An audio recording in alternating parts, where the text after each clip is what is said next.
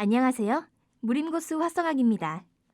이 영상을 보고 계신다면 아마도 현역 입시에서 만족할 만한 결과를 얻지 못했을 가능성이 크겠죠. 결과에 괴로워하며 재도전을 다짐하던 그때의 마음이 기억나시나요? 그러면 지금은 다짐하고 계획했던 대로 잘 되어가고 있는지 생각해 보세요. 지난 3개월을 어떻게 보냈는지 살펴보면 앞으로의 남은 7개월이 보인다고 단언합니다. 오늘은 음대 입시에 실패하는 패턴, 그리고 더 이상의 실패를 막는 일련의 플랜을 검토해 보려고 합니다. 음대 입시에 실패하는 패턴을 저는 5가지로 봅니다.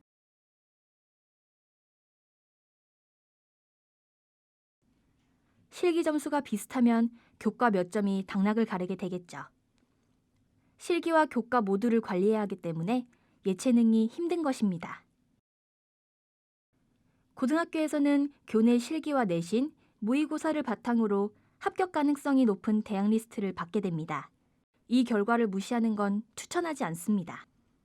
내가 원하는 대학, 학교에서 추천하는 대학, 실기 선생님이 추천하는 대학의 교집합 안에서 지원하는 것이 가장 안전하다고 볼 수도 있습니다. 나를 성장시켜줄 좋은 선생님은 누구나 원합니다. 입시에 선생님이 주는 영향력은 아주 큰데요. 나와의 합이 잘 맞는지, 입시 지도 경험이 많은지, 우리 부모님과의 관계는 좋은지처럼 크고 작은 요소가 몇 년씩 영향을 주기 때문입니다. 만약 지난 입시 실패의 원인이 실기 선생님과 일부라도 관련이 있다고 느꼈다면 재도전 때는 바꾸는 것을 추천합니다.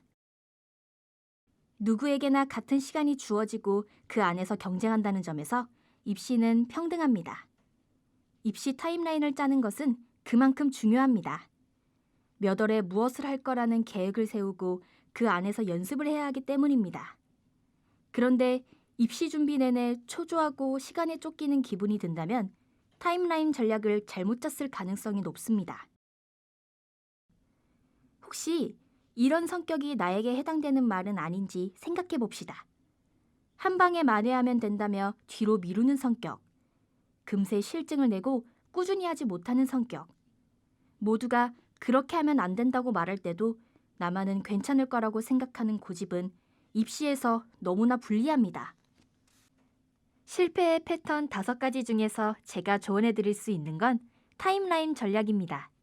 저는 입시 기간의 큰 타임라인을 이렇게 정합니다.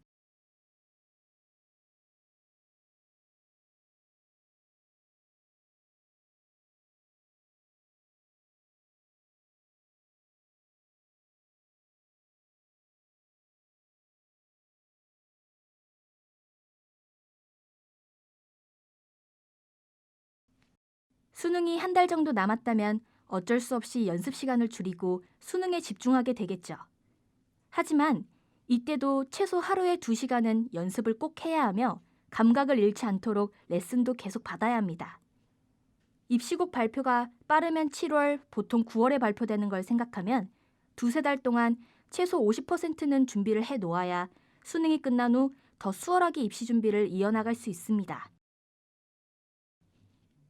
수능이 끝나면 입시까지 음악적인 디테일, 완성도, 무대 연습에 집중해야 1~2월에 성공적인 입시를 치를 타임라인을 맞출 수 있습니다.